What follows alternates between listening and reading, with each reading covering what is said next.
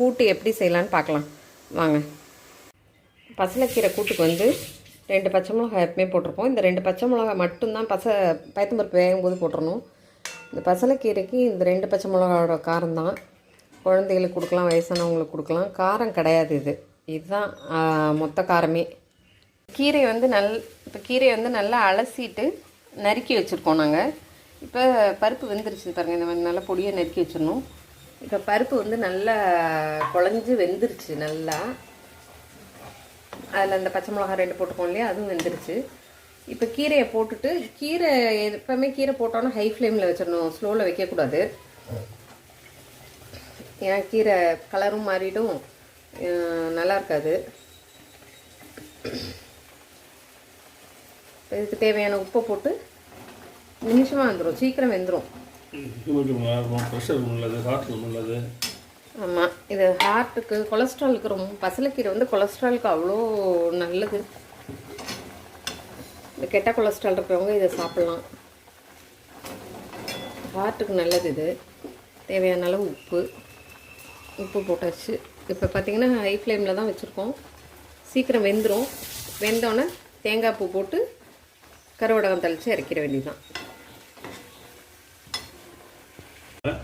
இப்போ பாருங்கள், கீரை நல்லா வெந்துருச்சு. இப்போ வந்து தேங்காய் பூ போட்டுற வேண்டியதுதான். தேவையான அளவு தேங்காய் பூ போட்டு இறக்கிற வேண்டியதுதான்.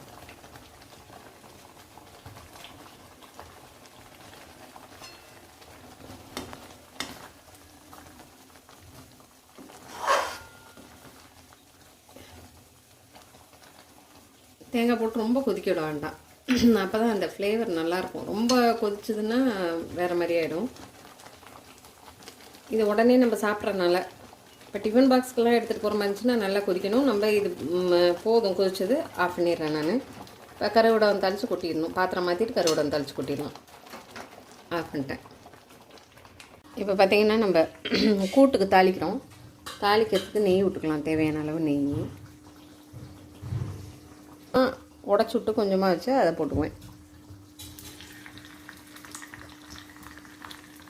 நல்லா பொரியட்டும்.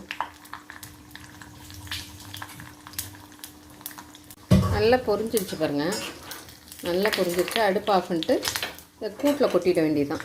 இந்த கூட்டு வச்சுருக்கோம், கூட்டில் அப்படியே தான் கொட்டிடலாம். நல்லாயிருக்கும் கீரை கூட்டுக்கு.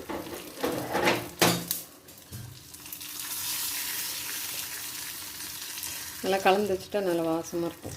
எல்லாத்துலேயும் இந்த டேஸ்ட்டு, கருவடகத்தோட டேஸ்ட்டு இறங்கிடும்.